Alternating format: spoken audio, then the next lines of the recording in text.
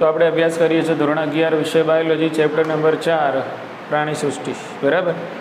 તો એમાં આપણે પ્રાણી સૃષ્ટિ આ ચેપ્ટરની અંદર પ્રસ્તાવનાનો અભ્યાસ કર્યો અને વર્ગીકરણના કયા કયા આધાર છે, કઈ કઈ લાક્ષણિકતાઓ છે એની વિસ્તૃતમાં ઉદાહરણ સાથે આપણે ચર્ચા કરી બરાબર. આઈ હોપ સો કે તમને બધાને ખ્યાલ આવી ગયો હશે. ખ્યાલ આવી ગયો ને? સરસ. તો એ બધા લાક્ષણિકતાના જે આધાર હતા એ કયા હતા? આયોજનના સ્તર, પછી સમમિતિ, ગર્ભસ્તરની સંખ્યા, દેહકોષ્ઠ, અવખંડન, મેરુદંડ બરાબર. તેમાં આપણે જે વ્યાખ્યાઓની ચર્ચા કરી, જે ઉદાહરણની ચર્ચા કરી, કઈ લાક્ષણિકતામાં કયા સમુદાયનો સમાવેશ થાય છે, બધું બહુ અગત્યનું છે. નીટ માટે બહુ આઈએમપી વસ્તુ છે. અને નીટની અંદર આ ચેપ્ટરમાંથી 3 સવાલ પૂછાય. મેક્સિમમ કેટલા? 3 સવાલ પૂછાય બરાબર. અને આમાં ઢગલાબંધ ઉદાહરણો યાદ રાખવાના છે. અને આ ચેપ્ટર એવું છે અને આના મુદ્દાઓ એવા છે કે જે ઝડપી યાદ પણ થઈ જશે અને ઝડપી ભૂલી પણ જશો. ખ્યાલ? આ વસ્તુ એવી છે, યાદ રાખવામાં બી વાર નહીં થાય, યાદ પણ ફટાફટ થઈ જશે પણ ભૂલાઈ પણ ઝડપી જશે બરાબર. એટલે આ વસ્તુમાં આ ચેપ્ટરની અંદર જરૂરી શું છે? રિવિઝન. જેટલું તમે આ ચેપ્ટરનું રિવિઝન, કારણ કે ઉદાહરણોથી ઢગલાબંધ ભરપૂર છે બરાબર ને, કે ઢગલાબંધ ઉદાહરણો છે અને ઘણી બધી લાક્ષણિકતાઓ છે આમાં. એટલે આને રિવાઇઝ કરવા સિવાય કોઈ છૂટકો છે નહીં. જેટલું રિવાઇઝ કરશો એટલું પાકું થશે. અને એટલો બધો બી સમય આની પાછળ નહીં બગાડવાનો કે જે આપણા સરળ ચેપ્ટર છે એ રહી જાય બરાબર ને. કદાચ નીટ માટે તમે તૈયારી કરો તો આ ચેપ્ટરને છેલ્લે જ રાખવાનું બરાબર ને. પહેલાં અહીં અંદર મગજ બગાડવાનું નહીં કે આની અંદર પાછળ ટાઈમ બગાડવાનો. હાલ તો તમે ભણી રહ્યા છો એટલે સાથે સાથે તૈયારી કરી લેજો, પણ પછી રિવાઇઝ કરવાનું છે બરાબર. પણ ઘણો એટલો બધો ટાઈમ બી આના પાછળ નહીં આપી દેવાનો કે બીજું ઘણું બધું આપણું રહી જાય. ક્લિયર? ચલો વધીએ આગળ. તો આજે આપણે 2 વસ્તુ જોવાની છે આ ચેપ્ટરની અંદર. એક તો વર્ગીકરણ જોઈશું આપણે. વર્ગીકરણના આધાર વિશે તો ચર્ચા કરી, પણ હવે વર્ગીકરણ બી કરી લઈએ કે એ જે આધાર છે એને ધ્યાનમાં રાખીને જ આપણે અહીંયા વર્ગીકરણ કરીશું. વર્ગીકરણ કરીશું પ્રાણી સૃષ્ટિનું, જે રીતે આપણે વનસ્પતિ સૃષ્ટિનું કર્યું હતું એ રીતે બરાબર. તો વર્ગીકરણમાં સૌથી ઉપર આપણે મૂકીશું પ્રાણી સૃષ્ટિ. પહેલાં શું આવે ભાઈ? સૃષ્ટિ, પ્રાણી સૃષ્ટિ. નીચે જઈશું એટલે આપણને આયોજનના સ્તરનો એક બ્લોક જોવા મળશે. હવે આયોજનના સ્તરમાં આપણે પ્રાણી સૃષ્ટિને 2 ભાગમાં જ વિભાજિત કરીશું. વર્ગીકરણ તમારી બુક પ્રમાણે છે એ પ્રમાણે જ આગળ વધવાનું છે બરાબર. કોઈ નવું વર્ગીકરણ નથી. તો હવે આયોજનના સ્તરોમાં આપણે જોયું કે ભાઈ કેટલાક પ્રાણીઓની અંદર પેશી સ્તરીય આયોજન જોવા મળે છે, કેટલાક પ્રાણીઓની અંદર કોષ સ્તરીય આયોજન જોવા મળે છે, તો કેટલાક પ્રાણીઓની અંદર પેશી સ્તરીય હોય છે, કેટલાકની અંદર અંગ સ્તરીય હોય છે અને કેટલાકની અંદર અંગ તંત્ર સ્તરીય આયોજન જોવા મળે છે. એટલે પ્રાણી સૃષ્ટિમાં આયોજનના સ્તરના આધારે 2 ભાગ પાડ્યા, કોષ સ્તરીય અને પેશી અંગ અને અંગતંત્ર સ્તરીય. ક્લિયર? ચલો આયોજનના સ્તરોથી નીચે આવીએ એટલે આપણને જોવા મળે સમમિતિ. શું જોવા મળે? સમમિતિ બરાબર. ઓકે. તો સમમિતિની દ્રષ્ટિએ જોઈએ તો મોટા ભાગે અસમમિતીય પ્રાણીઓ પણ આપણને જોવા મળે છે. અસમમિતિ બરાબર. જ્યારે આ ગ્રુપ છે કે જેની અંદર પેશી અંગ અને અંગ તંત્ર સ્તરીય આયોજન જોવા મળે છે, એવા પ્રાણી સમૂહો છે એની અંદર 2 પ્રકારની સમમિતિ આપણને જોવા મળે છે બરાબર. ઓકે. એક છે જેને આપણે કહીશું અરીય સમમિતિ અને બીજી જે સમમિતિ છે એને દ્વિપાર્શ્વ સમમિતિ કહીશું. દ્વિપાર્શ્વ સમમિતિ. એટલે આ જે બ્લોક આવ્યો એ શાનો આવ્યો? સમમિતિનો આવ્યો બરાબર. તો કોષ સ્તરીય આયોજન જે પ્રાણી ધરાવે છે બરાબર, એમાં આપણને અસમમિતિ જોવા મળે છે. અને જે પ્રાણીઓ પેશી અંગ અને અંગતંત્ર સ્તરીય આયોજન ધરાવે છે એમાં આપણને અરીય સમમિતિ અને દ્વિપાર્શ્વ સમમિતિ જોવા મળે છે. એનાથી નીચે આવશું. સમમિતિ પછી ગર્ભસ્તરીય આયોજન આવે છે બરાબર. પણ અહીંયા ગર્ભસ્તરીયનું એનું એટલું બધું એને કેલ્ક્યુલેશનમાં લીધું નથી બરાબર. ઓકે. ચલો અસમમિતિ, અરીય અને દ્વિપાર્શ્વ. એના પછી આવશે દેહકોષ્ઠ. શું કહીશું? દેહકોષ્ઠ. તો એ કોષ્ઠમાં આપણે જોયું કેટલાક અદેહકોષ્ઠી છે, કેટલાક કૂટ દેહકોષ્ઠી છે અને કેટલાક દેહકોષ્ઠી છે બરાબર. ઓકે. તો એના બ્લોક પાડી દઈએ. તો અહીંયા અસમમિતિ છે બરાબર. તો આ લાઈનની અંદર જે આગળ વધશું આપણે એમાં આવશે અદેહ કોષ્ઠી. કેવો સમુદાય આવશે? અદેહ કોષ્ઠી. ચલો, એ જ રીતે જે પ્રાણીઓમાં અરીય સમમિતિ જોવા મળે છે એ પણ મોટે ભાગે હોય છે અદેહ કોષ્ઠી. અને જે પ્રાણીઓમાં દ્વિપાર્શ્વ સમમિતિ જોવા મળે છે એમાં 3 પ્રકારના પ્રાણીઓ જોવા મળશે: અદેહ કોષ્ઠી, કૂટદેહ કોષ્ઠી અને દેહ કોષ્ઠી. તો અદેહ કોષ્ઠી, કૂટદેહ કોષ્ઠી અને દેહ કોષ્ઠી. અદેહ કોષ્ઠી કોને કીધા? આપણને ખ્યાલ આવી ગયો કે જેની અંદર દૈહિક અવકાશ જોવા મળતો નથી.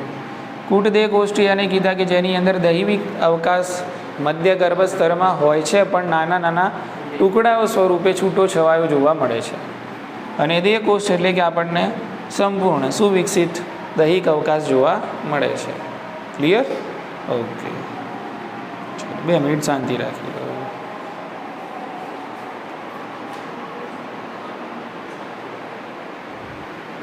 ઓકે, તો અહીંયા જે આખો સેક્શન છે બરાબર, એ દેહ કોષ્ઠની હાજરી અને ગેરહાજરીના કારણે આપણે વિભાજિત કર્યો. હવે આમાં આગળ વધીશું તો અદેહ કોષ્ઠીમાં બરાબર આ ચરણની અંદર આપણને આગળ સમુદાય જોવા મળશે. એટલે અહીંયા હવે બધા જેટલા નામ લખીશું બધા સમુદાયના હશે. એટલે હવે જે સેક્શન આવશે કયો? સમુદાયનો આવશે. ચલો, તો અદેહ કોષ્ઠીની અંદર અહીંયા આવે છે સછિદ્ર સમુદાય. અહીંયા આગળ અદેહ કોષ્ઠીમાં 2 સમુદાય આવશે. એકને કહેવાય કોષ્ઠાંતરી અને બીજું ક ઉપર જ છે એટલે યાદ રહી જશે તમને, કંકત ધરા. બોલો, ખ્યાલ આવી ગયો? અદેહ કોષ્ઠીમાં એક સછિદ્ર આવે, બીજું આવે અદેહ કોષ્ઠીમાં કોષ્ઠાંતરી અને કંકત ધરા. હવે દ્વિપાર્શ્વ સમમિતિ ધરાવતા જે છે એમાં અદેહ કોષ્ઠીમાં કયું ઉદાહરણ લખશું? તો હમણાં જ આપણે ભણી ગયા. તો એમાં અદેહ કોષ્ઠીની અંદર આવશે પૃથુકૃમિ. કૂટદેહ કોષ્ઠીમાં આવશે સૂત્રકૃમિ. અને આ જે દેહ કોષ્ઠ છે એમાં આવશે નુપુરકથી મેરુદંડી. બરાબર, જે ઓલરેડી મેં તમને આખો સિક્વન્સ કીધેલો ગઈકાલે. બરાબર, તો નુપુરક, એના પછી આપણે લખીએ છીએ સંધિપાદ, એના પછી આવે છે મૃદુકાય, પછી આવે શૂળ ત્વચી,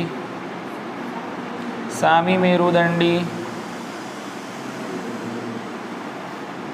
અને પછી આવે મેરુદંડી. બોલો, ખ્યાલ આવી ગયો? કે તો આટલું કંઈક તમને પ્રાણી સૃષ્ટિનું વર્ગીકરણ કરીને આપેલું છે.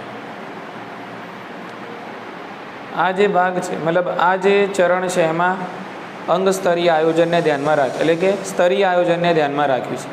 આ ચરણ છે એમાં સમમિતિને ધ્યાનમાં રાખ્યું છે. આ ચરણ છે એમાં દેહ કોષને ધ્યાનમાં રાખ્યું છે. અને આ ચરણ છે એમાં સમુદાયને ધ્યાનમાં રાખ્યું છે. એટલે ટૂંકમાં આપણને યાદ રાખવાનું છે આ બધા સમુદાય છે. આ બધા શું છે?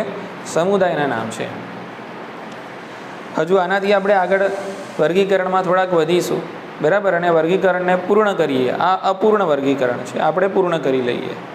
બરાબર, એટલે આપણને ખ્યાલ આવી જશે આખા ચેપ્ટરમાં આપણે શું ભણવાનું છે. બોલો, સમજી ગયા? ઓકે, એટલે હવે અહીંયા જે આપણે વર્ગીકરણ ખેંચવાનું છે બહાર, એ મેરુદંડીમાંથી ખેંચશું. શામાંથી? મેરુદંડી. બરાબર, એટલે સમુદાય છે તો એની ખાલ ખેંચી એટલે આપણને મળે ઉપસમુદાય. શું મળે? ઉપસમુદાય. ખ્યાલ આવી ગયો? ઓકે, એટલે અહીંયા હું ઉપર લખું છું. હવે અહીંયા હું લખું છું મેરુદંડી. એટલે અહીંયાથી આમ ખેંચવાની લાઈનની છે, આપણે ઉપર લઈ ગયા, જગ્યા નથી એટલે. બરાબર, કે તો મેરુદંડી સમુદાય છે એને 3 ઉપસમુદાયોમાં વહેંચવામાં આવે છે. બરાબર, એ 3 ઉપસમુદાયો કયા? તો એકને આપણે કહીએ છીએ શીર્ષ મેરુદંડી. મેરુદંડી કોમન છે એટલે અહીંયા નથી લખતો. બીજા આવે છે પુચ્છ મેરુદંડી અને ત્રીજા છે એને કહેવાય પૃષ્ઠવંશી. શું કહેવાશે એને? પૃષ્ઠવંશી. બોલો, સમજી ગયા? મેરુદંડીમાં ભાગ પાડવાના રીતે શીર્ષ મેરુદંડી, પુચ્છ મેરુદંડી અને પૃષ્ઠવંશી. પછી પૃષ્ઠવંશીમાં આગળ જવાનું. બરાબર, કે આ શું છે? ઉપ સમુદાય છે. હવે ઉપસમુદાયના અહીંયા પડે વિભાગ. શું પડે? વિભાગ. તો પૃષ્ઠવંશીઓમાં 2 પ્રકારના વિભાગના પ્રાણીઓ હોય. એક તો હનુવિહીન હોય, એક કેવા હોય? હનુવિહીન, કે જેમના જડબા ના હોય, જડબા વિહીન હોય, બરાબર ને. બીજા હોય હનુધારી, એટલે જડબાધારી. ખ્યાલ આવી ગયો કે? એના પછી નીચે આવવાનું. તો હનુવિહીનની અંદર આપણને એક વર્ગ જોવા મળે અને એ વર્ગનું નામ છે ચૂસમુખા. ચૂસમુખા, બરાબર. ચલો, હનુધારીની અંદર હવે આપણે આગળ જવાનું. તો હનુધારીની અંદર આપણને ઉપરી વર્ગ જોવા મળે, બરાબર કે જેને આપણે કહીએ છીએ મત્સ્ય. ને પછી આવે ચતુષ્પાદ. ખ્યાલ આવી ગયો? આ વર્ગીકરણ પણ આગળ આપેલું છે, પણ આપણે બંનેને એટેચ કરી દીધું અહીંયા જ. બોલો, સમજી ગયા કે? મત્સ્ય છે એની અંદર પછી બે વર્ગો આવશે, અસ્થિ મત્સ્ય અને કાસ્થિ મત્સ્ય. અસ્થિ મત્સ્ય અને કાસ્થિ મત્સ્ય, બરાબર. એ રીતે ચતુષ્પાદમાં ફરીથી 4 વર્ગો: ઉભયજીવી, સરીસૃપ, વિહગ, છેલ્લો નંબર આપણો સસ્તન, બરાબર. તો સંપૂર્ણ વર્ગીકરણ થઈ ગયું. કયું? સૃષ્ટિનું, પ્રાણી સૃષ્ટિનું સંપૂર્ણ વર્ગીકરણ. બોલો, કોઈ ડાઉટ આમાં? ખ્યાલ આવી ગયો કે? તો અહીંયાથી શરૂ કરવાનું આપણે પ્રાણી સૃષ્ટિ. તો એમાં આયોજનના સ્તરના આધારે વર્ગીકૃત કરી દઈએ: કોષ સ્તરીય અને પેશી અંગ અને અંગતંત્ર સ્તરીય. કોષ સ્તરીયમાં પછી સમમિતિના પ્રમાણે તો આમાં લગભગ આપણને મોટાભાગે કેવા જોવા મળે? અસમમિતિય જોવા મળે. અને પેશી અંગ અને અંગતંત્ર સ્તરીયમાં અરીય અને દ્વિપાશે સમમિતિવાળા જોવા મળે. પછી દેહ કોષ્ઠમાં અસમમિતિ અને કોષ સ્તરીય આયોજન ધરાવતા હોય એમાં શું હશે? અદેકોષ્ઠી હશે. અરીયમાં પણ અદેકોષ્ઠી જોવા મળે અને દ્વિપાર્શ્વમાં અદેકોષ્ઠી, કૂટદેકોષ્ઠી અને બધા જોવા મળશે. અને આમાં અદેકોષ્ઠીમાં સમુદાય આગળ લખશું સછિદ્ર, અરીયની અંદર અદેકોષ્ઠીમાં લખશું કોષ્ઠાંતરી અને કંકતધરા, અને દ્વિપાર્શ્વ અદેકોષ્ઠીમાં પૃથુકૃમિ, દ્વિપાર્શ્વ કૂટદેકોષ્ઠીમાં સૂત્રકૃમિ, દ્વિપાર્શ્વ દેકોષ્ઠમાં નુપુરકથી મેરુદંડી. મેરુદંડીમાં આગળ લઈએ તો આ મેરુદંડી સમુદાય છે. તો આ બધા શું થશે? ઉપ સમુદાય થશે, બરાબર. શીર્ષ, પુચ્છ અને પૃષ્ઠવંશી. પૃષ્ઠવંશીમાં આગળ વિભાગ પાડ્યા બે: હનુવિહીન અને હનુધારી. અને આ વર્ગ ચૂસમુખા વર્ગ છે. શું છે? વર્ગ કહેવાય, બરાબર ને. ચલો, હનુધારીમાં આપણે બે ઉપરી વર્ગ પાડ્યા. શું પાડ્યા? આ ઉપરી વર્ગ છે, આ વર્ગ નથી. આ શું છે? ઉપરી વર્ગ છે, મત્સ્ય અને ચતુષ્પાદ, બરાબર. અને મત્સ્યના આ બે વર્ગ છે, અસ્થિ મત્સ્ય અને કાસ્થિ મત્સ્ય. ચતુષ્પાદના 4 વર્ગ છે: ઉભયજીવી, સરીસૃપ, વિહગ અને સસ્તન. બોલો, સેટ થઈ ગયો મુદ્દો, બરાબર ને કે? તો અહીંયા લખું છું, બરાબર. આ લાઈન આખી સમુદાયવાળી છે, બરાબર ને કે? તો આ સમુદાય જ હશે. હું લખી દઉં પણ, બરાબર, ભૂલ ના થાય એટલા માટે. શીર્ષ, પુચ્છ અને પૃષ્ઠવંશી આ બધા શું છે? તો આ બધા છે ઉપ સમુદાય. શું છે આ બધા? ઉપ સમુદાય. ચોલાની નીચે હનુવિહીન અને હનુધારી શું છે? વિભાગ. શું છે આ વિભાગ કહેવાય. એના પછી મત્સ્ય અને ચતુષ્પાદ. પછી આનો ડાયરેક્ટ વિભાગ નથી, સીધો વર્ગ જ છે. એમ આનો કોઈ વિભાગ છે? સીધો વર્ગ છે. હનુધારીના બે ઉપરી વર્ગ જોવા મળશે. તો મત્સ્ય અને ચતુષ્પાદ શું કહેવાશે? ઉપરી વર્ગ કહેવાશે, બરાબર કે? અને મત્સ્યના આ બે થશે વર્ગ. ઓકે, એટલે આ જે લાઈન છે આખી અહીંયા, આ લાઈન આ વર્ગ થશે. એટલે નીચામાં નીચું લેવલ સ્તર કયું છે? વર્ગનું છે. તો આ થઈ ગયું તમારું પ્રાણી સૃષ્ટિનું વર્ગીકરણ. આખું વર્ગીકરણ કાલે ટકાટક યાદ હોવું જોઈએ, બરાબર ને? ટિકટોક નહીં, કેવું? ટકાટક. ટિકટોક તો બેન્ડ થઈ ગયું. ઓકે, તો હવે આપણે ભણવાનું શું? તમને ખ્યાલ આવી ગયો હશે. એટલે આપણે પહેલાં પકડવાનું કયો સમુદાય? સછિદ્ર. એની ખાલ ખેંચવાની, એની ડિટેલ ભણીશું. પછી કોષ્ઠાંતરી, પછી કંકતધરા, પછી પૃથુકૃમિ, પછી સૂત્રકૃમિ. ભણીને થાકી જશો ચેપ્ટરમાં, બરાબર. નુપુરક, સંધિપાદ, મૃદુકાય, શૂળત્વચી, સામી મેરુદંડી, મેરુદંડી. મેરુદંડીમાં આપણે આગળ જઈશું. શીર્ષ મેરુદંડી, પુચ્છ મેરુદંડી અને પૃષ્ઠવંશ. એમાં હનુબીન હનુધારી ખાલી વર્ગીકરણ જોઈશું અને એની અંદર આખો વર્ગ ભણીશું ચુસમુખા. હનુધારીમાં મત્સ્ય અને ચતુષ્પાદ અલગ અલગ પડશે, પણ એમાં ભણવાનું છે અસલમાં શું અચ્છી મત્સ્ય અને કાચી મત્સ્ય. અને આ ચતુષ્પાદની અંદર આ 4 વર્ગો ભણીશું. સસ્તનમાં આપણું ચેપ્ટર પૂરું થઈ જશે. ઉભયજીવી, સરીસૃપ, વિહગ અને સસ્તન. એટલે આપણે સમુદાય વિશે ભણવાનું છે, ઉપસમુદાય વિશે ભણવાનું છે, વિભાગ વિશે ભણશું, ઉપરી વર્ગ અને વર્ગ. આ બધી ડિટેલમાં આપણે વાત કરવાની છે. તેમાં સૌથી આજે આગાસ કરી લઈએ. કયું? સછિદ્રથી આગાસ કરીએ. બરાબર.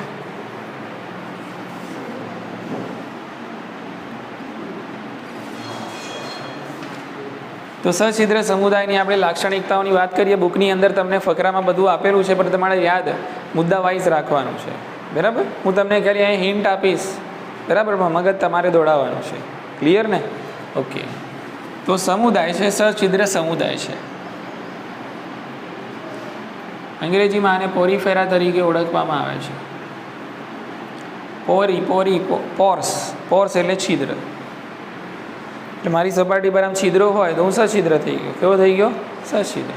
ખ્યાલ આવી? છિદ્રો હોય તો સછિદ્ર કહેવાય. એમ દેશી મતલબ આ નીકળે છે. બરાબર. હવે સમજી લઈએ આપણે આગળ. ચલો, જે સછિદ્ર છે તો એને સામાન્ય રીતે તમે કયા હુલામણા નામથી બોલાવો છો? આપણે ને લાલો, મુન્નન બધું નથી કહેતા? એવી રીતે આને વાદળીઓ કહેવાય. સછિદ્રને શું કહેવાય? વાદળીઓ. સામાન્ય રીતે આને વાદળીઓ તરીકે ઓળખવામાં આવે છે. લાલીઓ નથી, આ શું છે? વાદળીઓ છે. ઓકે. ચલો, બીજું સછિદ્ર વિશે અમુક વસ્તુ આપણને અહીંયા જ ખબર પડી જાય છે. વર્ગીકરણમાં તમે જોશો ને તો સછિદ્રમાં આયોજનનું સ્તર કયું? તો કોષ સ્તરીય આયોજન. સમમિતિ તો કયું? અસમમિતિ. પછી કૂટ દેકોષ્ઠી, અદેકોષ્ઠી કે દેકોષ્ઠી તો અદેકોષ્ઠી. એટલે 3 લક્ષણો તો આપણને એમાંથી જ મળી ગયા. બરાબર ને? ઓકે. એટલે આયોજનનું સ્તર આ રીતે તમે મુદ્દા બનાવી શકો. બરાબર. આયોજનનું સ્તર તો કયું થશે? કોષ. હા, કોષ સ્તરીય. પછી અસમમિતીય છે મોટે ભાગે. અસમમિતીય. ચલો, દેહ કોષની હાજરી અને ગેરહાજરીના કારણે કેવા કહેવાશે? અદેહ કોષ્ઠી કહેવાશે. ઇઝી. વસવાટ ક્યાં રહે છે એ તો પહેલાં નક્કી કરવું પડે ને. ક્યાં રહે છે? તો પાણીમાં રહે છે. બરાબર. ઓકે. એટલે મોટા ભાગે આ બધા કેવા છે? જલીય છે. સામાન્ય રીતે દરિયાઈ. સામાન્ય રીતે આ પ્રાણીઓ કેવા છે? દરિયાઈ. ફક્ત દરિયાઈ છે એવું નથી લખ્યું મેં અહીંયા. શું લખ્યું છે? સામાન્ય રીતે દરિયાઈ છે. મોટે ભાગે દરિયાઈ છે. દરિયાઈ હશે એટલે ખારા પાણીમાં જોઈએ ને ભાઈ. દરિયાઈ હોય એટલે શામાં જોવા મળે? ખારા પાણીમાં. પણ એનો મતલબ એવો નહીં મીઠા પાણીમાં નથી જોવા મળતી વાદળીઓ. ના, મીઠા પાણીની પણ વાદળીઓ હોય છે, પણ મોટા ભાગે ખારા પાણી. બરોબર. ઉતરી ગઈ મગજમાં વાત? ઓકે. અને આ લોકોને કહેવાય આદિ બહુકોષીય. આ જે સમુદાય છે કેવો છે? આદિ બહુકોષીય. કારણ કે પ્રાણી સૃષ્ટિમાં બધા પ્રાણીઓ છે તો બહુકોષીય છે, બધા બહુકોષીય છે, પણ આમાં આ સૌથી જૂના કહેવાય છે. કેવા? આદિ. જે રીતે આદિ માનવ એ રીતે આદિ બહુકોષીય સજીવો છે. ચાલો, હવે એની થોડીક રચનાની આપણે વાત કરી લેવાની કે એની સિસ્ટમ શું છે. એમ આ પ્રાણીઓનું જે શરીર છે એની રચના કેવી છે. આ તો બધી સામાન્ય લાક્ષણિકતાઓ તો આપણે જોઈ લીધી. એમની રચના શું છે? એમના અંદર એવી કોઈ સ્પેશિયલ રચના, એવા કોઈ સ્પેશિયલ કોષો ખરા કે જેનાથી આપણે આ વસ્તુ યાદ રહી જાય? બરાબર. કે તો જ્યારે આપણે આની રચના જોઈએ છીએ તો એમની રચનામાં આપણને ચોક્કસ પ્રકારની સિસ્ટમ, જેને જલવહન તંત્ર કહીએ. શું કહીએ? જલવહન તંત્ર. અથવા તો તમે એને કહી શકો છો નલિકામય તંત્ર. અથવા શું જોવા મળે છે એમના શરીરમાં? નલિકામય તંત્ર. વોટર ટ્રાન્સપોર્ટ સિસ્ટમ અથવા તો નલિકામય તંત્ર એટલે કે કેનાલ સિસ્ટમ. ઉતરી મગજમાં વાત? જેવા ગુજરાતી નામ જેવા અંગ્રેજી નામ આપી દેવાના. વોટર ટ્રાન્સપોર્ટ સિસ્ટમ, નલિકામય તંત્ર એટલે કે કેનાલ સિસ્ટમ. આવું જોવા મળે છે આની અંદર. હવે આ સિસ્ટમ શું છે એ સમજી લઈએ. બરાબર. ઓકે. તો રચનામાં બીજું આપણે લખી શકીએ કે એમનું જે શરીર હોય, તમને આ કંઈક આ રીતે આકૃતિ આપેલી છે. બરાબર. ક્લિયર? આ એક વાદળી છે, એની આકૃતિ મેં અહીંયા દોરી દીધી સમજવા માટે. આ એનું શરીર છે. તો એની આ શરીર સપાટી પર આપણને આ રીતે નાના નાના શું જોવા મળશે? છિદ્રો જોવા મળે છે. તો આ બધા ડોટ મૂકેલા છે ને એ બધા છિદ્રો છે એમ સમજવાનું તમારે. એની શરીર સપાટી પર આ રીતે છિદ્રો જોવા મળે છે, એટલા માટે જ આપણે એને સછિદ્ર કહીએ છીએ. સેટ થાય છે ને મુદ્દો? ઇઝી છે, યાદ તરત રહી જશે, ભૂલીએ તરત. બરાબર, ઓકે. તો આ છે સૂક્ષ્મ નાના નાના છિદ્રો જે એમની શરીર દિવાલ ઉપર આપણને જોવા મળે છે, છિદ્રો. અને આ છિદ્રોને અંગ્રેજીમાં ઓસ્ટિયા કહેવાય. શું કહેવાય? ઓસ્ટિયા. આટલી ખબર પડી ગઈ કે હવે નલિકામય તંત્ર છે એને થોડું સ્પષ્ટપણે આપણે અહીંયા સમજી લઈએ. આ જે છિદ્રો છે ને હું અહીંયા દોરી રહ્યો છું, ધ્યાન રાખો, આ છિદ્રો દોરી રહ્યો છું કે આ છિદ્ર છે, આ છિદ્ર છે. અને આ જે છિદ્રો છે એ આગળ જઈને શું બનાવે છે? નલિકા બનાવે છે. રહેવાના તો આ લોકો પાણીમાં જ છે, એટલે બધું પાણી આ છિદ્રો દ્વારા અંદર જશે. પાણી છિદ્રો દ્વારા ક્યાં જશે? એમના શરીરમાં જશે. અને ક્યાં પ્રવેશ કરશે? નલિકામય તંત્રમાં પ્રવેશ કરે છે. સેટ થાય છે મુદ્દો? બરાબર ને? આ બધા એના છિદ્રો છે, હવે છિદ્રોમાંથી પાણી જશે. હવે અંદર નલિકા હોય આવી રીતે, બરાબર? એટલે પાણી બધું ક્યાં જાય? નલિકામય તંત્ર. પાણીનું વહન ક્યાં જાય? નલિકામય તંત્રમાં થશે. અને આ બધી નલિકાઓ છે એક મેન ટાંકીમાં ઓપન થાય.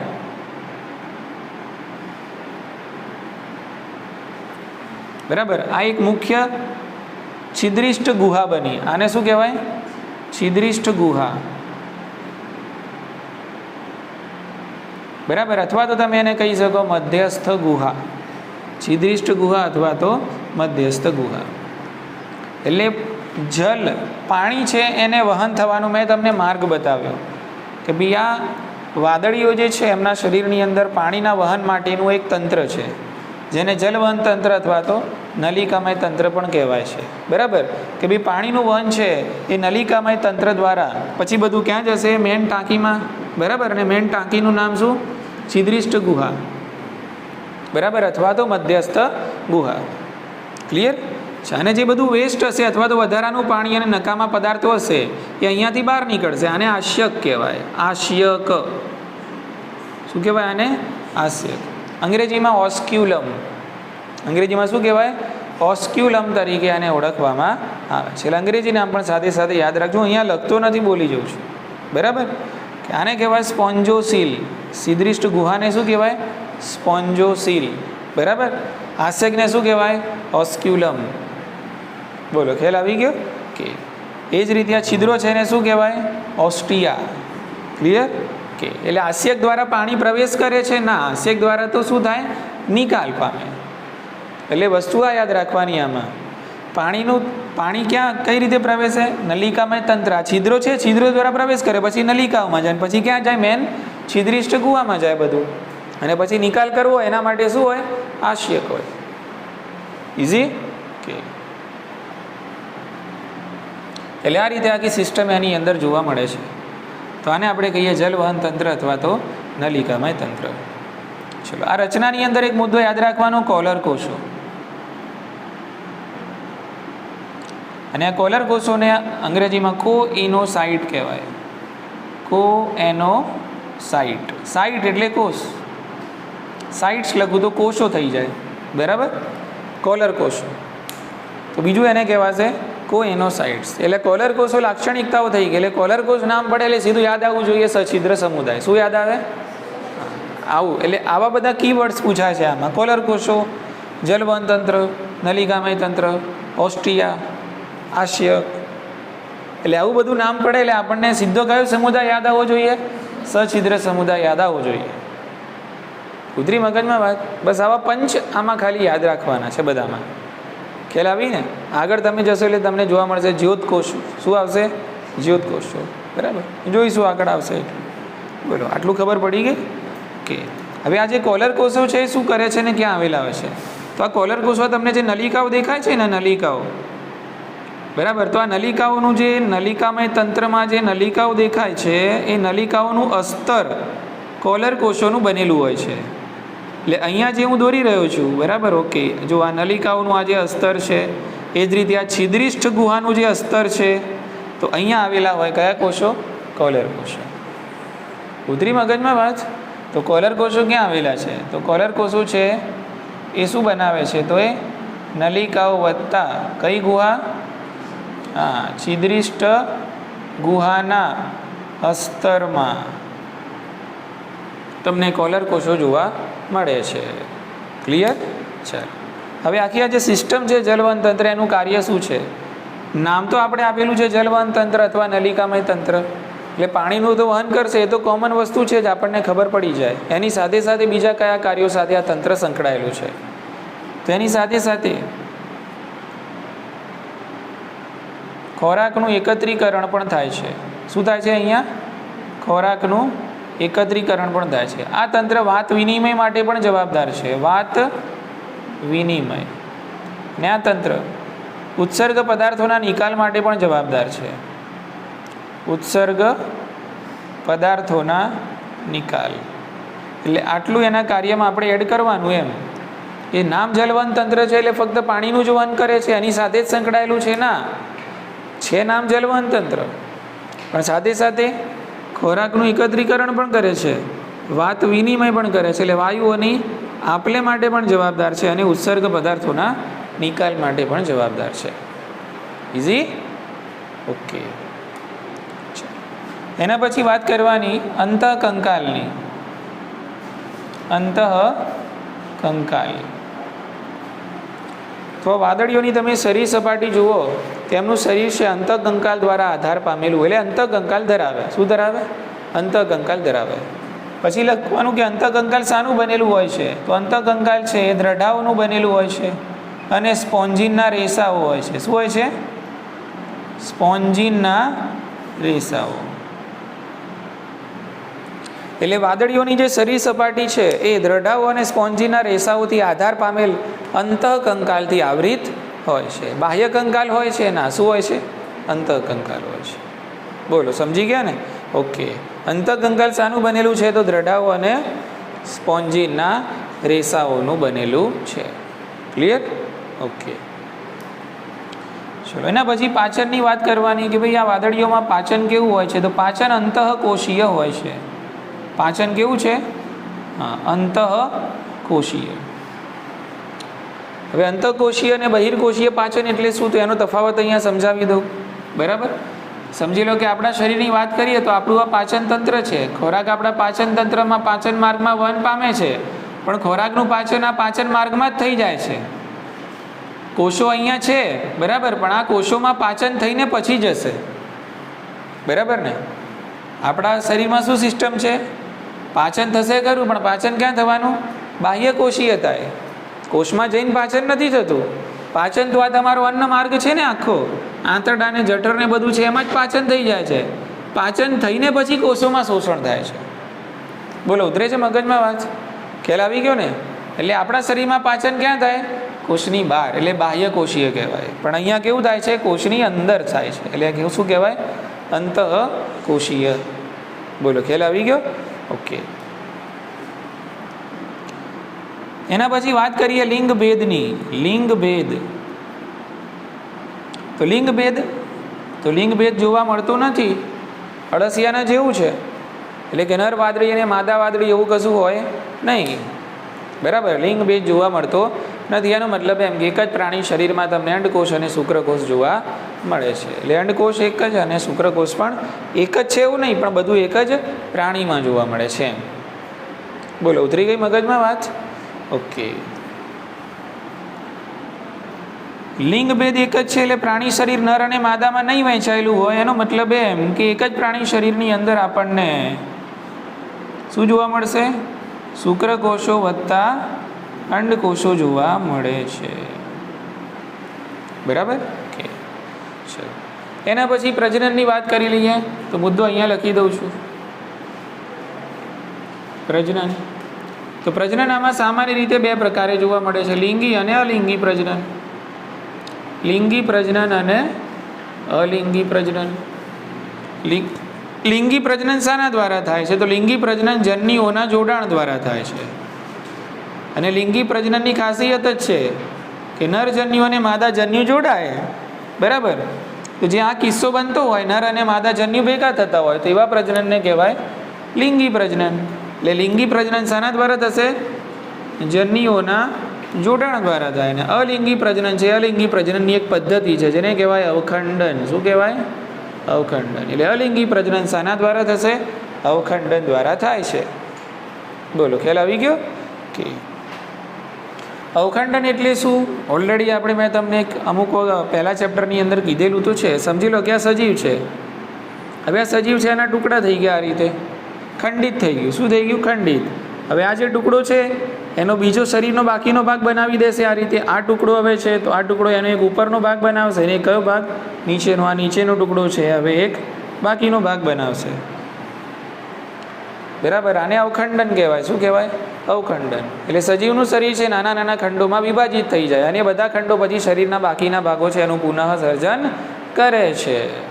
બરાબર કે એટલે અલિંગી પ્રજનન છે શાના દ્વારા થાય છે? અવખંડન દ્વારા થાય છે. લિંગી પ્રજનન શાના દ્વારા? જન્યુઓના જોડાણ દ્વારા. નરજન્યુ માદા જન્યુ ભેગા થાય, ફલિતાંડ બને અને પછી ફલિતાંડમાંથી સજીવનું નિર્માણ થાય. આ સિસ્ટમ હશે. ક્લિયર? ઓકે, ચલો એના પછી આપણે મુદ્દો બનાવવાનું છે કે ભાઈ વિકાસ.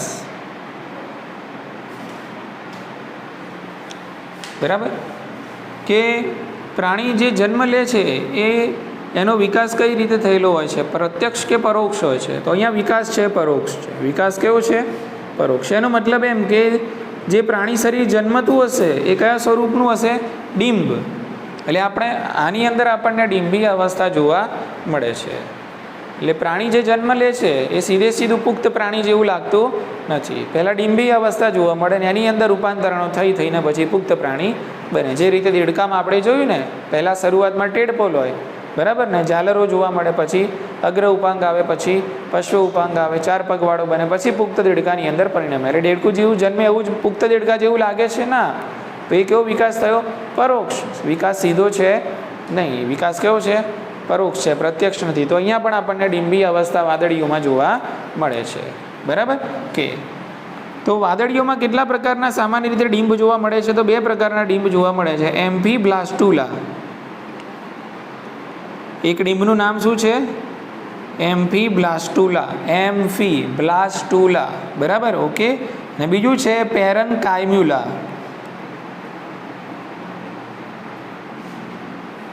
એમ્ફીબ્લાસ્ટુલા અને પેરેન્કાઇમ્યુલા આ ડિંબના નામ છે. બરાબર. એમાં કદાચ નહીં આપેલા હોય તો થોડા આપણે એડ કરી દઈશું આટલું સાઈડમાં. બરાબર. એટલે આ પ્રકારના ડિંબો જોવા મળે છે. ને પછી ડિંબો પરિવર્તન પામીને પછી પુખ્ત પ્રાણીમાં પરિણમે છે. બોલો, ઉતરી ગઈ મગજમાં વાત? ખ્યાલ આવી ગયો ને?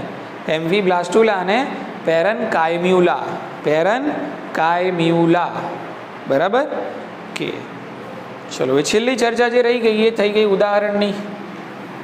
છેલ્લે ઉદાહરણ આપણે યાદ રાખી લેવાના આના. બરાબર કે ઉદાહરણમાં એક નામ આપેલું છે સાયકોન, પછી સ્પોન્જીલા અને યુસ્પોન્જિયા. એમાં સ્પોન્જીલા છે ને કૌંસમાં લખેલું છે મીઠા જળની માછલી ના લગતા વાદળી કે જ્યારે સાયકોન સામાન્ય રીતે કહેવાય છે ખારા જળની, એટલે કે ખારા પાણીની વાદળી. બરાબર. એટલે 3 ઉદાહરણ યાદ રાખવાના છે અને આકૃતિની અંદર આપણને એવી 3 આકૃતિઓ જ આપેલી છે અને 3 આકૃતિઓ આની છે, સાયકોન, સ્પોન્જીલા અને યુસ્પોન્જિયા. તો આકૃતિ પણ આપણે યાદ રાખી લઈશું કઈ આકૃતિ કોની છે. ઇઝી ને? કે તો આટલા મુદ્દા આપણે સછિદ્રમાં યાદ રાખવાના. બોલો, ઇઝી છે? એટલે તમારે કુલ મુદ્દા ગણી લેવાના. કેટલા મુદ્દા છે? 10 છે, 12 છે, 13 છે, કેટલા મુદ્દા છે? એટલે આપણને યાદ રહી જાય કે 13 મુદ્દા છે સછિદ્રમાં. એટલે એકાદો ભૂલી ગયા હોય તો બી યાદ આવી જાય. બરાબર ને? આપણે લખ્યું છે ભલે એ રીતે, પણ તમારે આ રીતે મુદ્દા પાણી લખવાનું કે પાચન તો કેવું અંતકોષીય, લિંગ ભેદ જોવા મળતો નથી, આવી રીતે મુદ્દા સેટ કરીને લખવાના. પ્રજનન તો કેટલા પ્રકારના? 2, લિંગી અને અલિંગી. લિંગી તો શાના દ્વારા થાય? જન્યુઓના જોડાણ. અલિંગી તો અવખંડ. વિકાસ તો કેવો? પરોક્ષ છે. ડિંબ જોવા મળે છે. ડિંબના નામ લખી દેવાના. યાદ આવે તો, ના લખો તો બી કંઈ વાંધો છે નહીં. છેલ્લે ઉદાહરણ. બીજું એની રચનામાં બધા મુદ્દા લખવાના. તમારે વસવાટ બતાવવાનો, પ્રકૃતિ એની બધી સામાન્ય જે લાક્ષણિકતાઓ છે એ બતાવવાની. ઇઝી? ઓકે. તો આટલું આપણે યાદ રાખશું સછિદ્રમાં. ક્લિયર? તો કાલે આ બંને વસ્તુ કડકડાટ હોવી જોઈએ. બરાબર? હું લખાઈશ. સૌથી પહેલાં આ બંને વસ્તુ લખવાની. એટલે આપણે જે પણ ચાલે હવે લખીને આગળ વધવાનું આ ચેપ્ટરમાં. સમજી ગયા ને? એટલે કાલે વર્ગીકરણ તૈયાર હોવું જોઈએ અને સછિદ્ર સમુદાય આખો તૈયાર હોવો જોઈએ. બરાબર? કે તો આજે આપણે આટલું રાખીએ છીએ.